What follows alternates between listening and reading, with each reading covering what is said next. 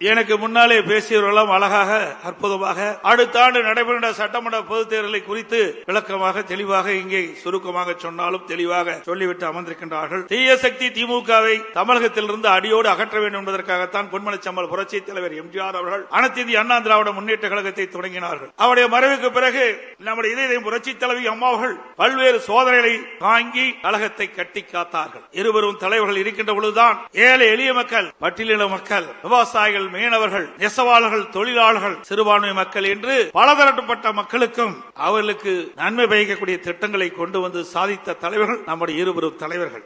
அவருடைய ஆட்சி காலத்தில் தான் மகளிர் மற்றும் இளைஞர்களுக்கு கல்வி, அறிவு, வேலை வாய்ப்பு, நல்வாழ்வு போன்ற அற்புதமான திட்டங்கள் கிடைக்கப்பட்டது. அமைதி, வளம், வளர்ச்சி என்ற அம்மாவின் கொள்கையே நமக்கு தாரக மந்திரமாக கொடுத்தவர் இதயம் புரட்சி தலைவி அம்மா அவர்கள். புரட்சி தலைவர், புரட்சி தலைவி அம்மா ஆகிய இருவரும் வகுத்து தந்த மனித நேயம், மக்கள் நலன், சகோதரத்துவம், சமத்துவம் ஆகியவற்றை எக்காலம் பேணி காப்பது நமது உயிர் மூச்சாக கொண்டிருப்பது அனைத்து இந்திய அண்ணா திராவிட முன்னேற்ற கழகம்.